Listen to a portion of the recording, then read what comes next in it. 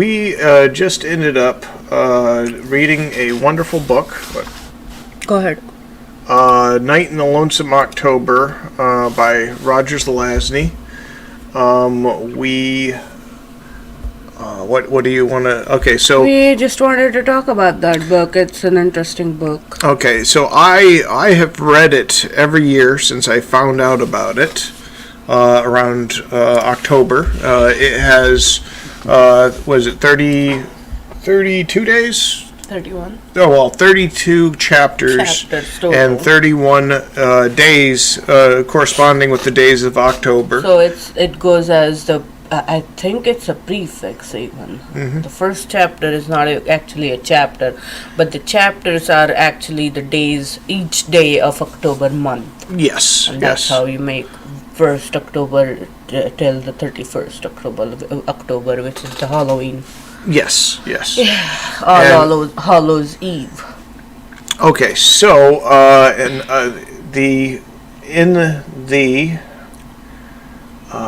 we are going right. Okay, so in the book, it starts off. The main character is Snuff. When I was a child, I was a big fan of Hank the Cowdog, and the main character in those series were a dog named Hank, and this one, the main character was a dog named Snuff, and it is a Cthulhu-esque story, ending in a decision whether a portal is opened to the elder gods in order to let the elder gods rule Earth again, or to keep the dimensions closed and keep those slimy, horrible things from ever happening. So, and there's a lot of really cool characters. There's Jack. There's and the book actually references several other books that definitely are fantasy. Oh yeah. Okay. So it references H.P. Lovecraft a lot. It references Shakespeare. Really small portion of Arthur Conan Doyle. It also references, like you said, Shakespeare. Yeah. A lot of Shakespeare, actually. Edgar Allan Poe. The name of it is from Night in the Lonesome October, which was part of a what is it called? Like a poem from Edgar Allan Poe. So Jack is supposedly Jack the Ripper. He has a cursed knife. Jill, she has the cat. What is it? Grey Malt. Grey Malt. Which I guess was from one of Shakespeare's stories, Macbeth. They had one of the witches, one of the three witches, had a cat named Grey Malkin. Grey Malkin. The name was actually Grey Malkin. Mm-hmm. And Roger Zelazny just used it as Grey Malkin. Yes. Then there was Rostov, which would be Rasputin.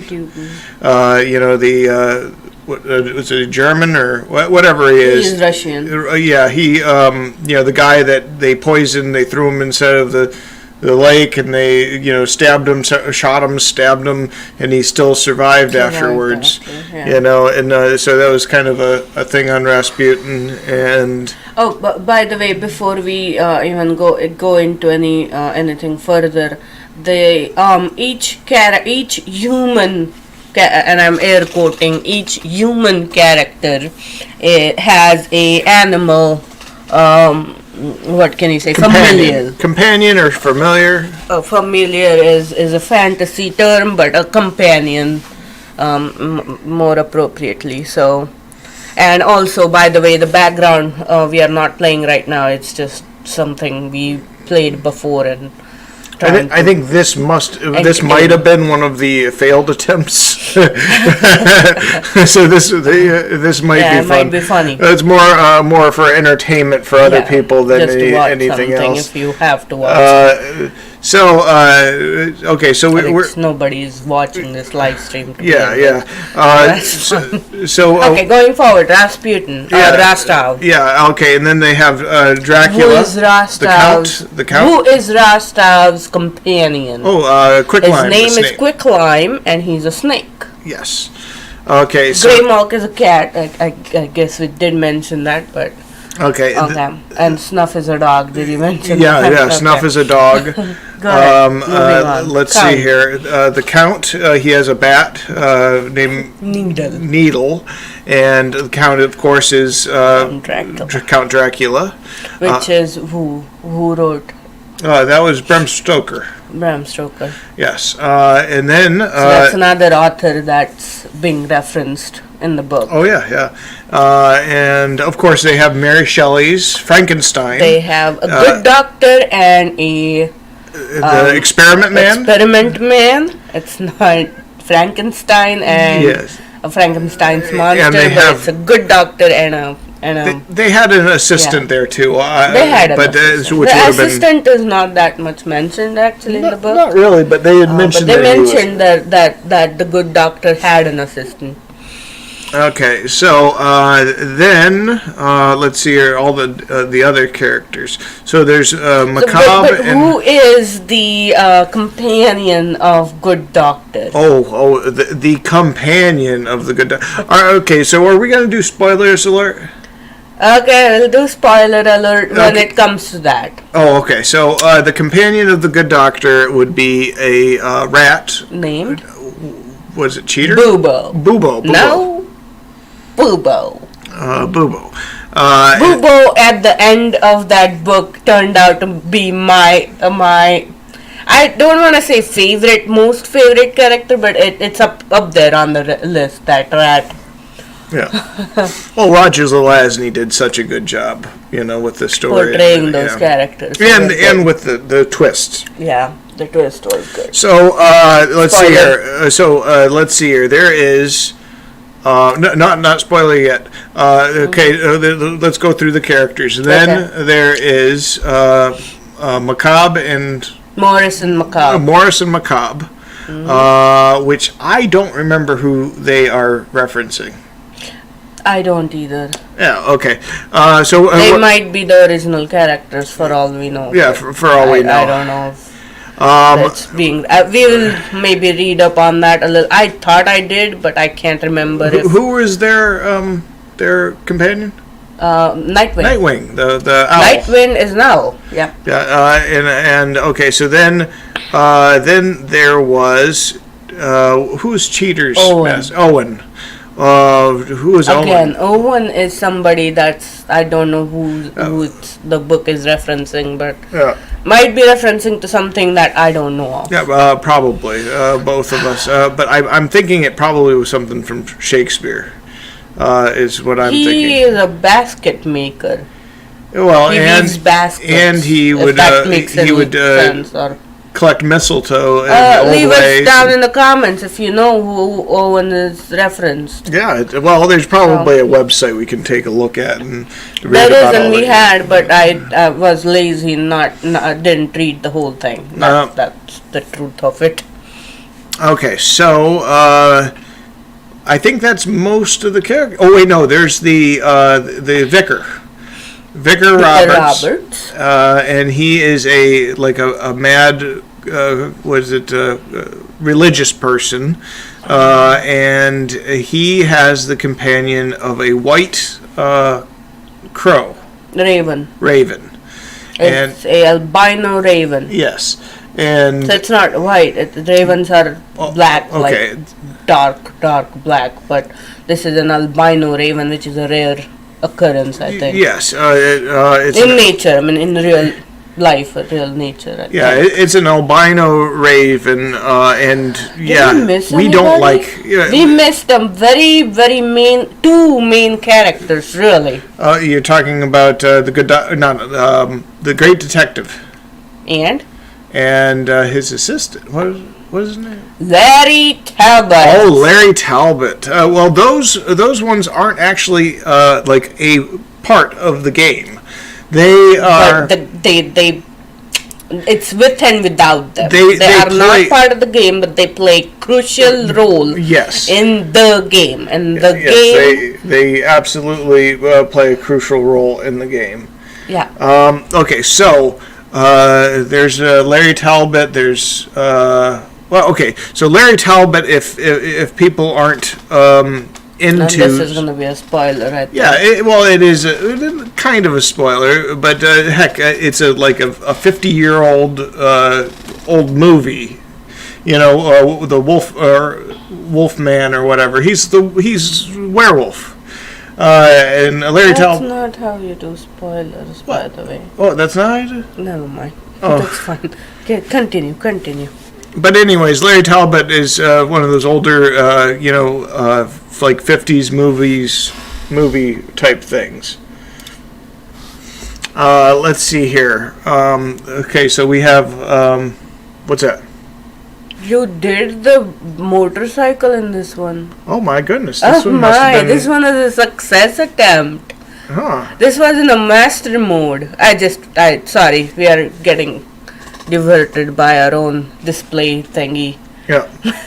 Okay, so we had gotten done with the characters. Mm-hmm. Okay, so it starts off. Snuff is a watchdog. They're kind of digging inside of the graveyard. Another dog approaches, but let's go ahead and go through most of this stuff. Chapter by chapter. Yeah, let's not do chapter by overview. Maybe.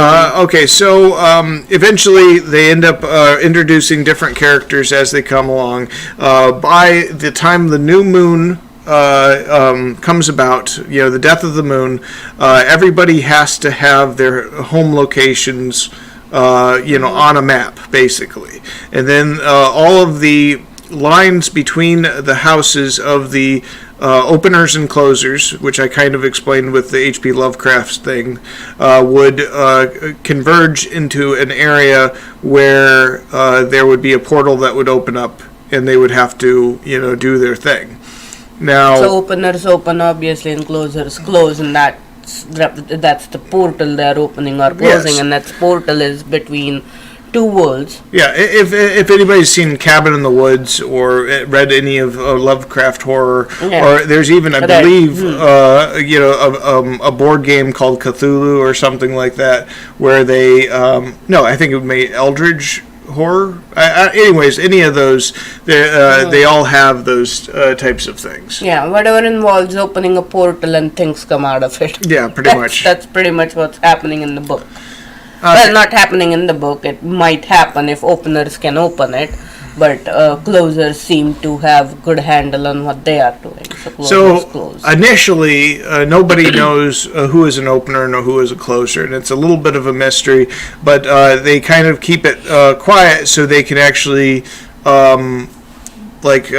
commingle and talk to each other and get different information or whatever from each other. Yeah. So cooperation until a certain point. I think.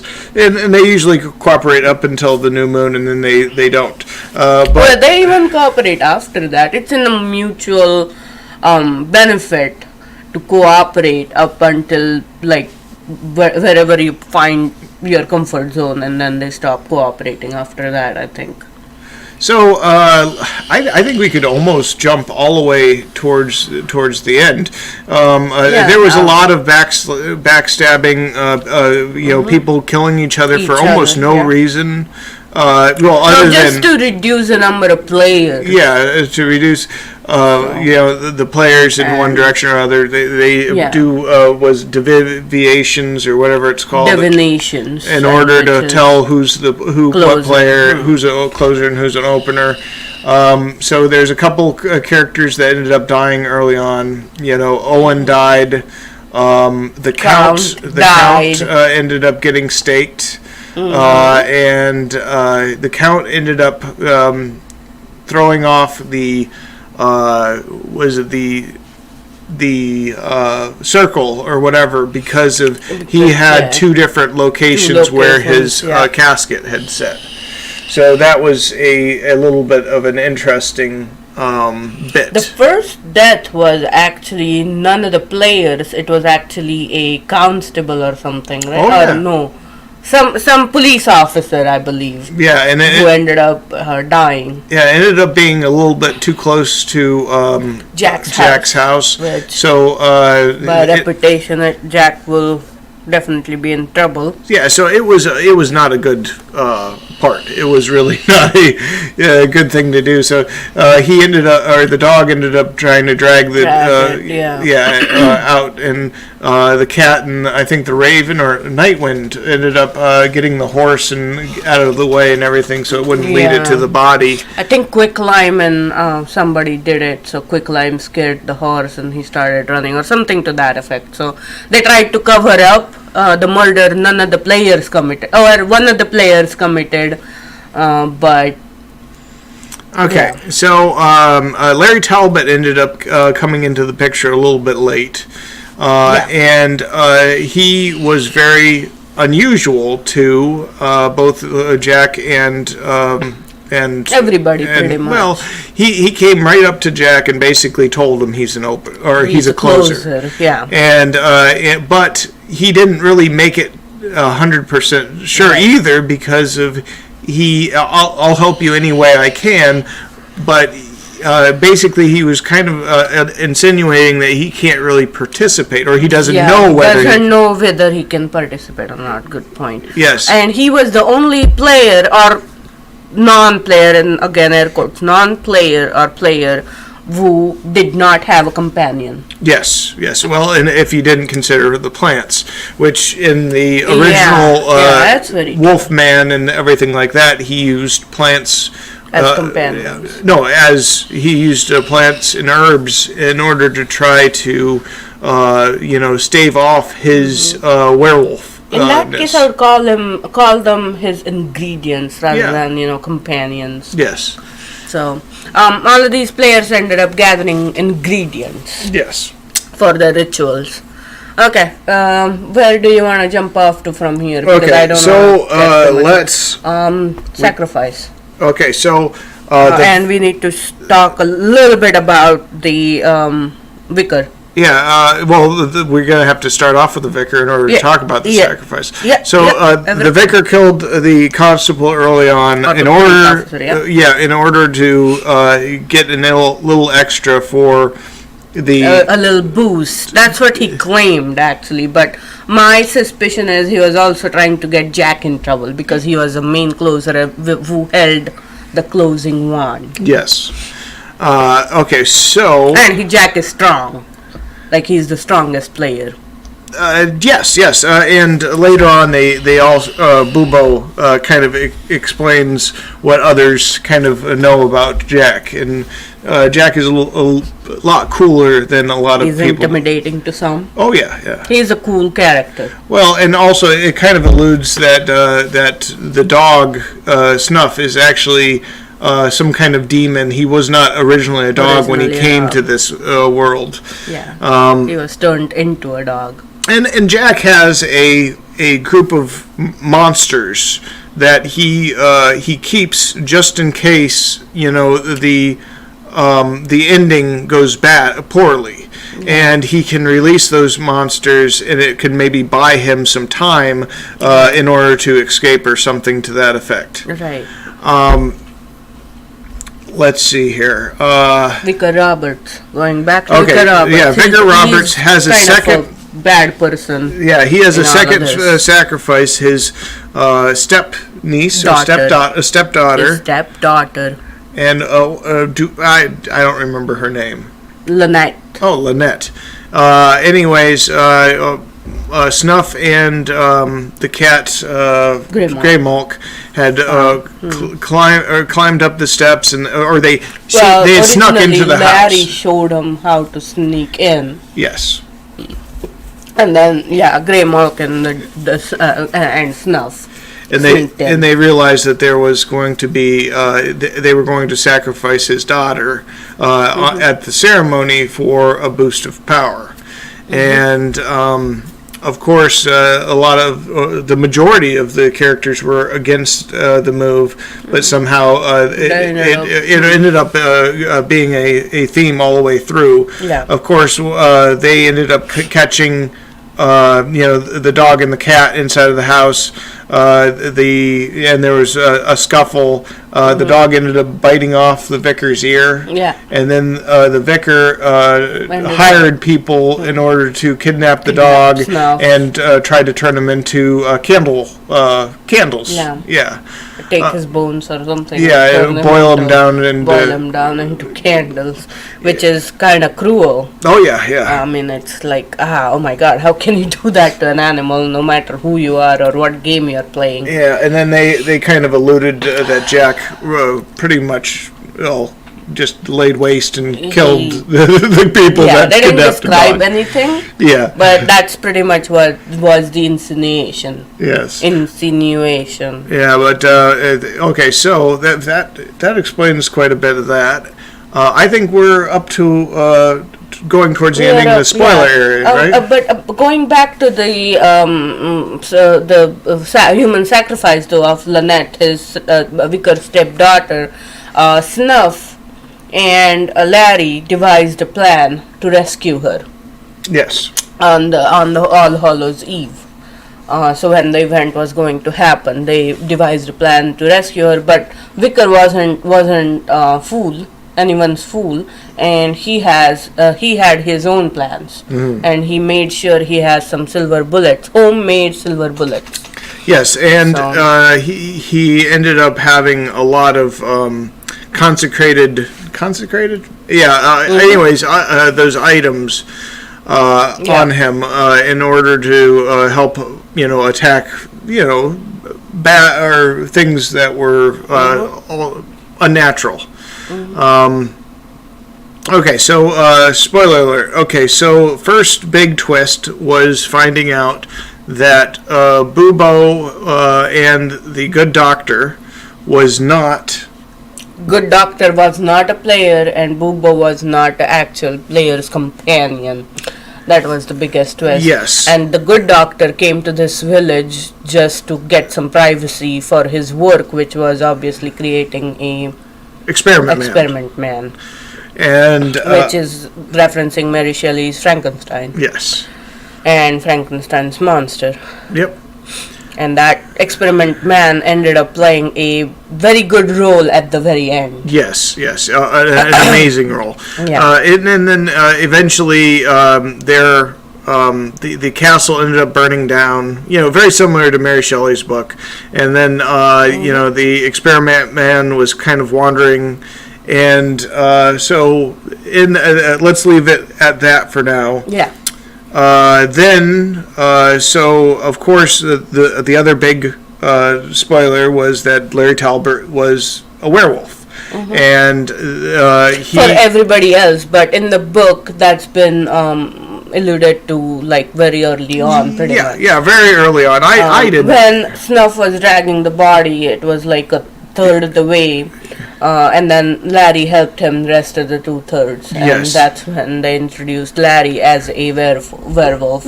It was hilarious. Larry showed up, and he's like this very large wolf, and Snuff kind of like gets into a submissive position. He tried to act and said, "Hey, it's all yours. It's all yours. Yeah, you can have it." He need it because this is a big bad wolf in front of him, and then Larry kind of goes, "Hey, don't you recognize me? I'm Larry." And it's kind of like, oh wow. That was fun. So so that was it was good. So the very last spoiler, I think we got done with most of the spoilers, but the very, very end spoiler. That spoiler, go ahead. So they start building the fire together in order to bridge the worlds and everything like that. And all of a sudden, it was kind of talked about that the Count wasn't dead earlier. And all of a sudden, out of nowhere, like a black shadow appears and comes up, and the Count came, and was on the side of the closers, And it was kind of a shock to everybody that, he was alive. That was the first shock. Yes. And then second shock was he was a closer and not an opener, which you would think a count. Or like a vampire would be on that type of... But I guess he liked the world the way it is. Mm-hmm. At least that's what he said. Like, that's what he pretty much mentioned. I like the world the way it is right now. Okay. So that, having said that, and then, go ahead. Okay, so that was a part of it. Then there was the rescuing of Lynette. The Great Detective, we're going to have to do a little bit of a backstory into the Great Detective. Go back a little bit. The Great Detective was so interested in what was going on. He was investigating the dead sheriff. He was trying to, there were bodies getting dug up inside of the graveyard. There was a lot of strange things going on. Okay. He disguised himself as a woman named... Old woman named Linda Enderby. And he lived inside of an old mansion in the town with his assistant, and they visited all of the neighbors, and they got all of the players basically, and they got off very well, and nobody suspected him at all, except Snuff. Snuff could smell, and he knew right off the bat. And then there was a mysterious wolf that showed up. Of course, Larry Talbot had shared some of the clippings from his herb garden and different things like that with the Great Detective as Linda Enderby, and of course the Great Detective must have figured out a way in order to turn into a werewolf. Or not he was a werewolf. Or be in control or something like that. And it was a weird thing, all of a sudden there's this big gray wolf that showed up, and it was asking Snuff questions, and they didn't know exactly what. He didn't know exactly what to think of it. He seemed familiar. He wondered if he had met him in a dream somewhere, and he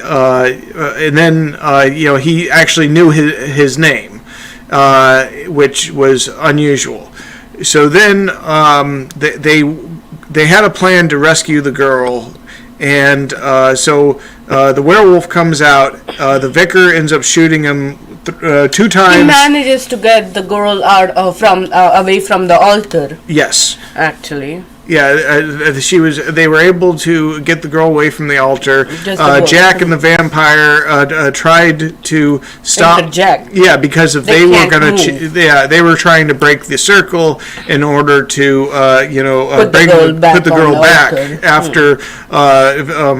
What's his name was Larry was injured. Okay, let me put something else up so it can be a little bit entertaining. Aditi, go ahead and talk a little bit. Okay, so then Larry manages to pull her away, but Vicar immediately pulls out his gun and shoots at Larry. And this is all happening on the All Hallows Eve. It's happening on the last day of... It's going to come up. Okay. Last day of October, and so I'm sorry, I lost train of thought. It's okay. So so they started the ceremony. Larry Talbot jumps in there as a werewolf a little bit more. Because it was a full moon on that day, he could not participate in the event. But he was able to keep his mind right with the drugs and meditation and different things like that in order to grab the girl and drag her away. Correct. And then shortly after, Vicar pulls out a gun, shoots Larry a couple of times. He only has 3 bullets, luckily for Larry, and he gets injured pretty bad, and he is down on the ground. He's collapsed. And then all of a sudden, another gray wolf comes out and pulls the girl away, Even further away from the altar. And in the meantime, Morrison and McCabe try to get her back on Vickers' insistence, I should say. And Count ended up destroying them. Yeah. He ended up killing them, basically. Yes, and let's see here. Then Jack has the closing wand, and Jill has the opening wand.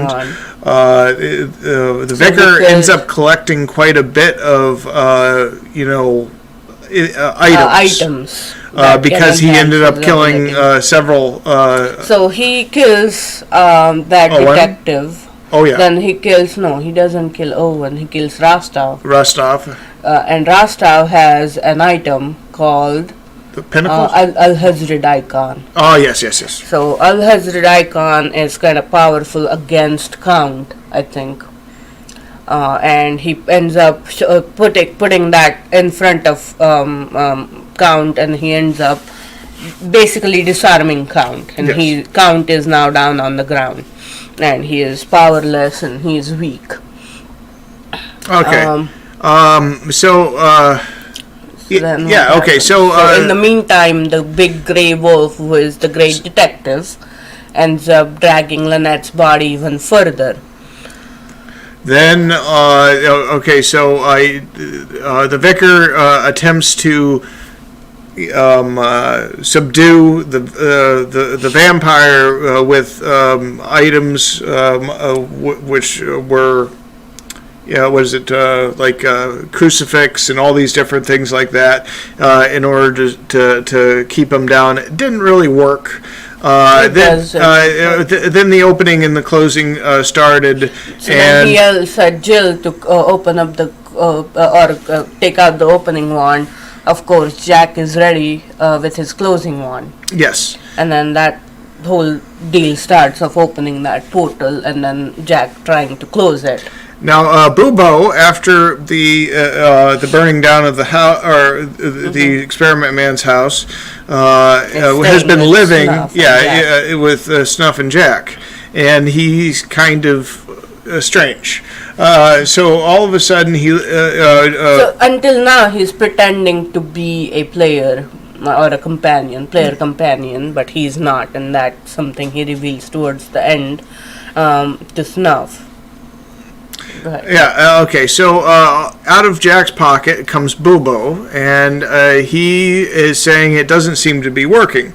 The gate keeps opening, keeps opening and opening, and of course Snuff's like, what the heck are you talking about? And he had kind of basically stated that I switched the wands. So that's Jack has the twist. Yes, that is the biggest twist in this whole thing. The whole thing. And all of a sudden, a voice goes inside of Snuff's head, fetch the stick. And he grabs the stick out of Jack's hand. Because that's the opening one. Yes. In reality. Now, and Jill holds the closing one. Now, the interesting thing is that the people that are into the opening, if they are not able to succeed, they get kind of sucked into the portal along with elder god. Yeah, as it closed. Now, something interesting ended up happening during that thing. The Experiment Man ends up coming out and coming after Jill's cat because he likes the cat. He likes the cat. He's a pretty kitty. Pretty kitty. And then he brings, he ends up standing in front of Jack in order so Jack can get away because he had the closing one. And he didn't know about the opening had the opening one. And he should have been sucked into the thing, but he was able to escape with Snuff and Jill. And Jill was able to escape because accidentally she was holding an opening one or closing one. Yes. So that's why Jill and Greymark was able to successfully escape that whole ordeal, but the rest of the Morrison, McCabe, and Vicar, everybody ends up getting sucked in, and then I guess somebody's holding Lynette. Great detective takes the girl away. Yeah, him and Larry and everybody else had already gotten down. And then, of course, the ending. Count is taken care of by the experiment man. Yes, the experiment man just carried him off. Experiment man is carrying Count off. And then, the ending? Yeah, Jack and Jill go down the hill. And Gray and me follow? Yeah, I think that's the end. And that's... so, it's very interesting twist to the whole thing. Oh, excellent. Because openers, if closer succeeded, then openers should have gotten sucked in, which openers did get sucked in, but Jack was an opener accidentally. He didn't know about it, but he didn't get sucked in. Mm-hmm. And Jill was an opener, but she ended up holding a closing one, so she was safe. Yep. So Boobo ended up helping everybody. And Jack and Jill both kind of have a little bit of romance going through the whole thing, and it's kind of cute. The old thing that they used to, let's go to, like The Bachelor going to the neighbor girl in order to borrow some sugar. Yeah, and stuff like that, and they going out into town with each Jack other. Does try to change her mind and try to bring her on the closing. She does pretty much the same thing, but both of them stay where they are.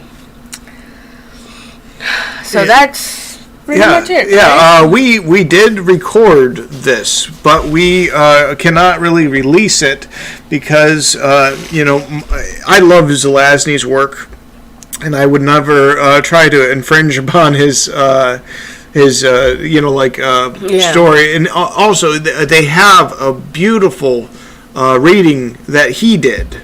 And of course, that reading is amazing, and in his own voice, it's just is on another level than what we can read. Well, also he ended up dying of lung cancer like a year after he did that. So that raspy, it's one of my favorite books. I know Trent Zelazny, his son, owns the right to it, and I believe I heard that they have a.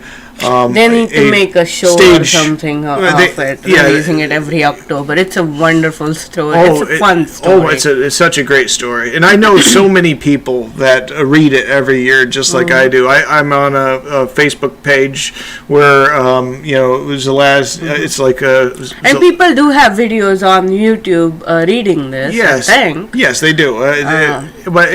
Some people are just better at reading than us, I think. Oh yeah, definitely. I'm gonna try to smooth it up and get it a little bit better. And by next year, probably. Yeah, probably. And I'll make it a little bit better, but I might keep it either in the family, or if we ever get this YouTube thing going, I'll have the videos for maybe subscribers or for people that are on Patreon or something to that effect. But it is such a great story, and it is a DT. I've read it to a DT every year that I've met her, and this is like 7 years now. I don't think you read me every year. I have read it every year. I know I've read it. I don't think you did. Anyways, this is the first time that she... This is the first time that she... I was awake through the whole thing. Yes. Well, it's nice book, and that's why I wanted to do a recording so I can stay awake. And also what we did is we read alternate chapters. So I read a chapter, then he read a chapter, and if there were longer chapters, we would split the chapters. There were some chapters that were like 1.5 pages long, and there were some chapters that were like 20 pages long. So it was fun reading that book like this, and I enjoyed every bit of it.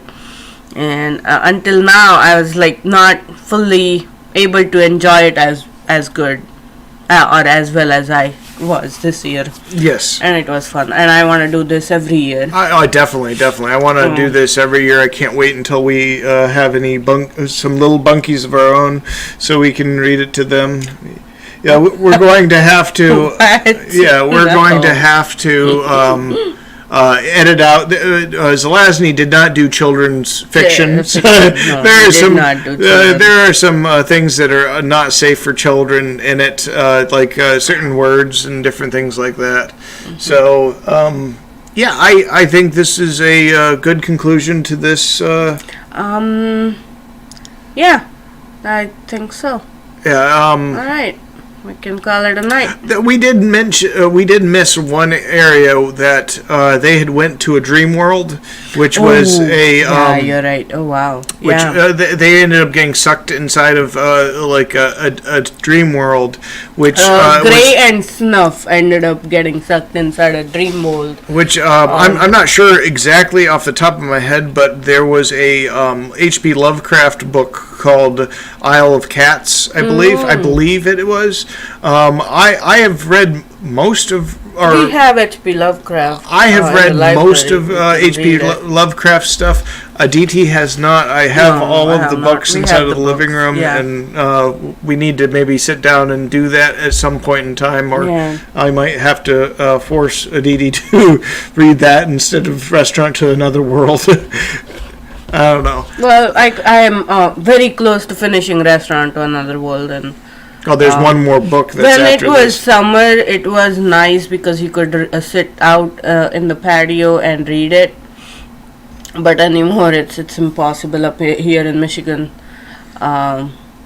Sitting out is out of the question. Yeah. So Yeah, it's getting difficult to sit Well, down and and- read because you have gazillion other things to do. And that was also kind of a point to starting this this YouTube thing, because of a lot of the things that we can do can be recorded, that can be, done indoors. Speaking of which, there is one thing I want to record. Okay. Is us making projects. Oh, definitely. We need So to. we make our own. Basically, we ended up making our own furniture up to a point. oh yeah, like Not everything, but most of it. yeah, like I We still made our say. own bed. Yeah, we made our own bed. made We a made coffee table, lots we of made different lots coffee of side tables. We tables. made side tables. We made a storage underneath the bed. Yeah. We've made. Let's see here. What else can you think? Well, I make LED We made lights. a raised garden one point in time, but it ended up breaking down during our I ended move. up fixing it. It's still out there. Well, it's holding stuff up. yeah. So we basically do a lot of wooden projects, and We recently got a CNC machine. We just got done doing we just got done cutting out yeah, a shoe rack for our living room. we are basically doing it for ourselves at this point in time. But Yes. Well, as of right now, it's for ourselves. We will go. We're going to have, like plans posted online, available to buy. And we eventually, I would like to be able to get to a point where if people are interested in the thing, we could go ahead and cut them out and ship them, if that was a possibility. Okay, but this is excellent. I think we will go ahead and head out of here. Mhm. Okay, this is a couple Sayonara. bunkies signing out. Yeah, Okay, so how do I? end stream. Okay. Good job.